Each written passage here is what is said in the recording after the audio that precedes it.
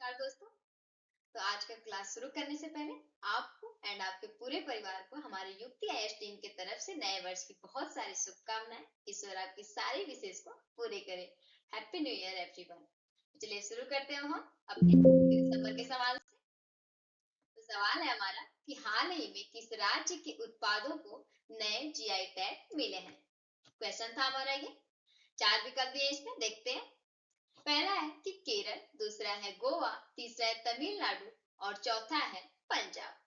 तो भी हाल ही में बात करें तो ये तमिलनाडु राज्य में 5 उत्पादों को नए जीआई टैग मिले। तीसरा विकल्प चलेगा यहाँ से, पांचों के नाम देख लेते हैं।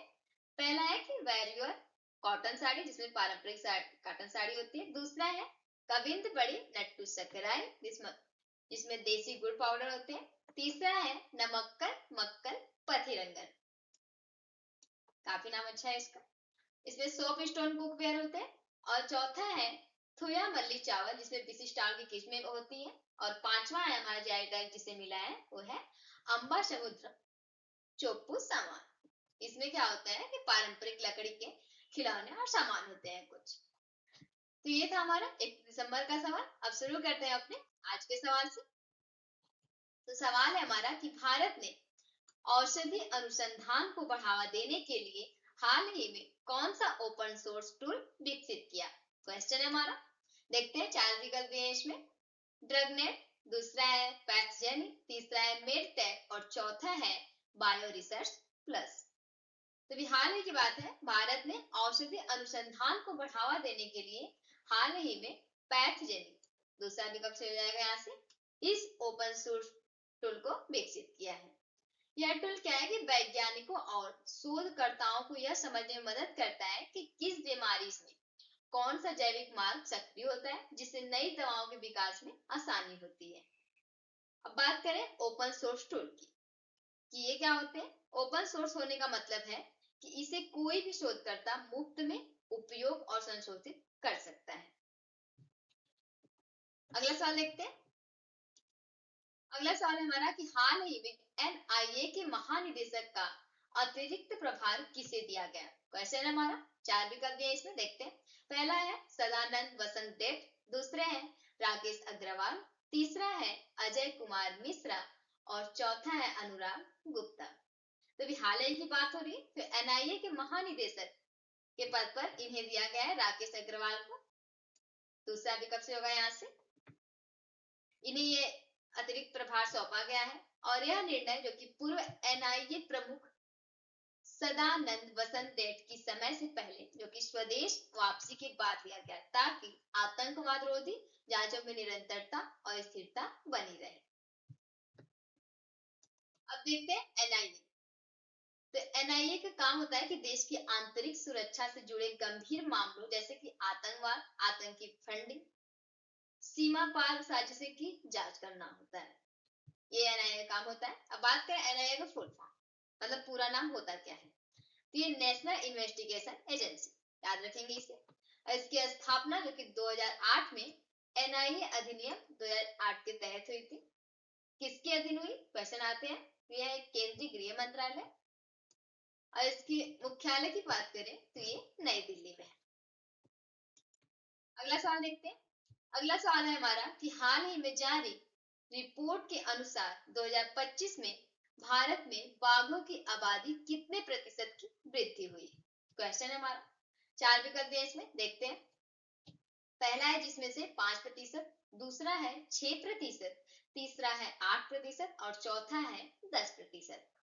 तो हाल ही में जारी रिपोर्ट के अनुसार जो कि 2025 में भारत में बाघों की जो कि आबादी 8% वृद्धि हुई है। इसमें तीसरा विकल्प से होगा यहाँ से। और यह वृद्धि जो कि वन्य जीव संरक्षण प्रयासों, बेहतर निगरानी रखने और प्रोजेक्ट टाइगर जैसी योजनाओं की सफलता को जो कि दर्शाती है। इसी के साथ अगला सवाल देखते हैं। अगला सवाल है हमारा कि हाल ही में भारत के सार्वजनिक क्षेत्र कि सबसे बड़े ग्रीन हाइड्रोजन प्लांट का उद्घाटन कहाँ किया गया। ठीक है, क्वेश्चन हमारे, इसमें 4 विकल्प दिए, देखते हैं। जिसमें पहला दिया है कि गुजरात में हुआ, दूसरा है ओडिशा, तीसरा है आंध्र प्रदेश और चौथा है छत्तीसगढ़। इसमें सही विकल्प होगा ग्रीन हाइड्रोजन प्लांट का उद्घाटन ये ओडिशा में शुरू किया गया। और यह प्लांट जो कि स्वच्छ ऊर्जा को बढ़ावा देने और ग्रीन हाइड्रोजन मिशन के तहत स्थापित किया गया है। इसमें क्या है कि ग्रीन हाइड्रोजन से कार्बन उत्सर्जन कम होता है और यह भारत के नेट जीरो लक्ष्य की दिशा में क्योंकि एक महत्वपूर्ण कदम है। ओडिशा की बात हो रही है तो इसी में दो पॉइंट है, जैसे कि 11वीं वर्षगांठ जो कि उत्सव, ये भी धनु यात्रा ओडिशा में ही हुई और वही ओडिशा क्षेत्रीय एआई इम्पैक्ट का कॉन्फ्रेंस की मेजबानी भी करेगा। बात करते हैं ओडिशा, देखते हैं ओडिशा की कैपिटल। ओडिशा की कैपिटल है भुवनेश्वर और यहाँ के जो सीएम है अभी मोहन चरण मांझी और यहाँ के गवर्नर इनकी बात करें तो ये डॉक्टर हरिबाबू कम्मपति। अब बात करते हैं इसमें कुछ और पॉइंट, जैसे यहाँ की भाषा है ओडिया, जैसे शास्त्रीय भाषा का दर्जा मिला है।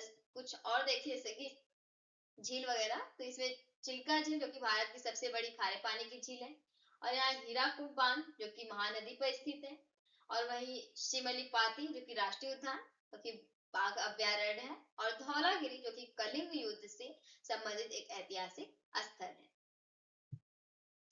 इसी की सांस्कृतिक और विरासत अगर इनकी बात करें इसमें देखिए तो इसमें कुछ मंदिर हैं जैसे जगन्नाथ मंदिर और कोणार्क सूर्य मंदिर, ओडिसी नृत्य, रथ यात्रा, ये सब इनकी संस्कृति और विरासत में आ जाएंगे।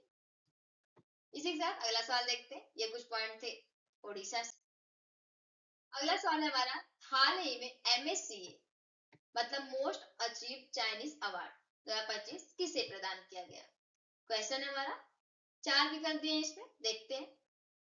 पहला है ली कुन, दूसरा है वांग यी और तीसरा है झांग डामो, चौथा है चेन सियाओ।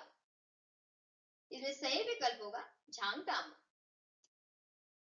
एमएससी 2025 का यह अवार्ड मतलब हाल ही में झांग डामो को दिया गया और यह पुरस्कार क्यों दिया गया इसकी बात करें तो यह पुरस्कार उनके उत्कृष्ट कार्य, नवाचार और उपलब्धियों के लिए प्रदान किया जाता है जिससे उन्होंने अपने क्षेत्र में उल्लेखनीय योगदान दिया है। इसी के साथ अगला सवाल देखते हैं।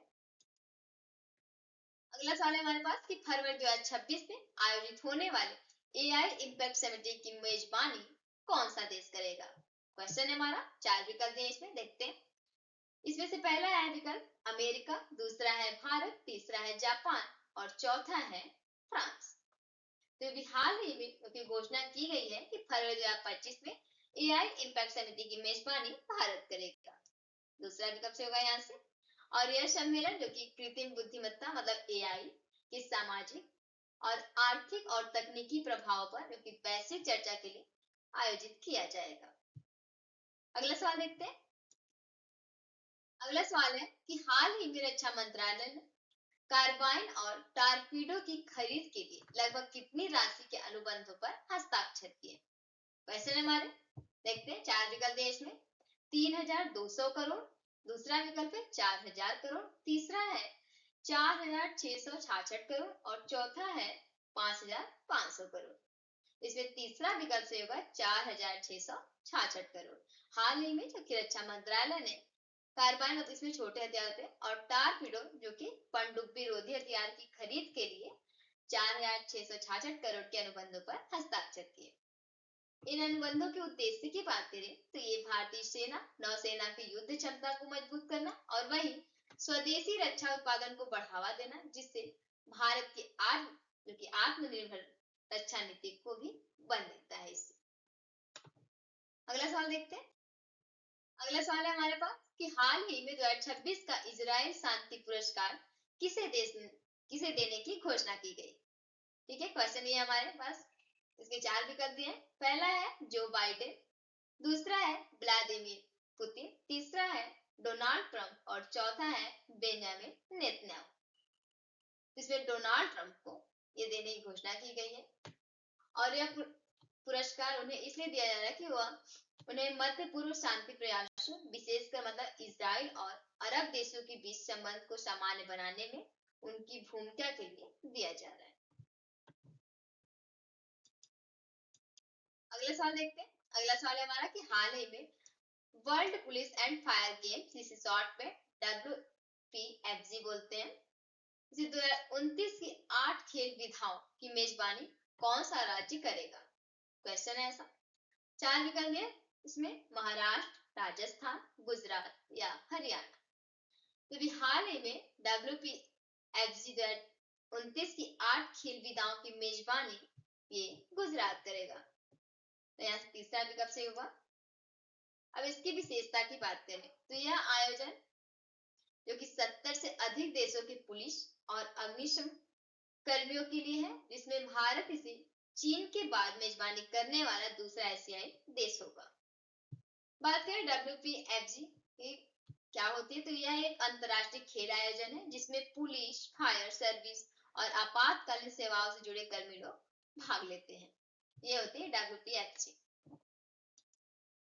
अगला सवाल है हमारे पास कि हाल ही में global life time achievement award से किस प्रसिद्ध खिलाड़ी को सम्मानित किया गया? क्वेश्चन है हमारे पास।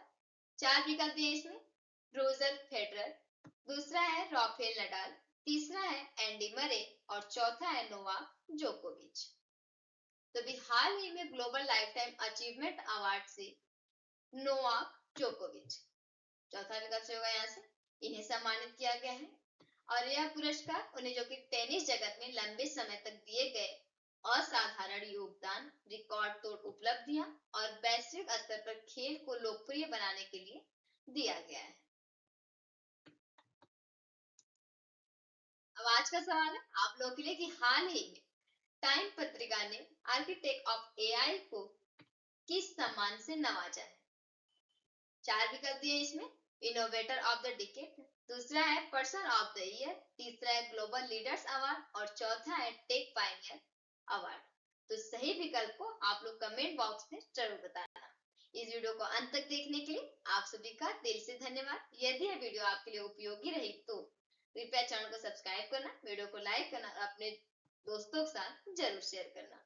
आपकी सफलता ही हमारा संकल्प है। धन्यवाद।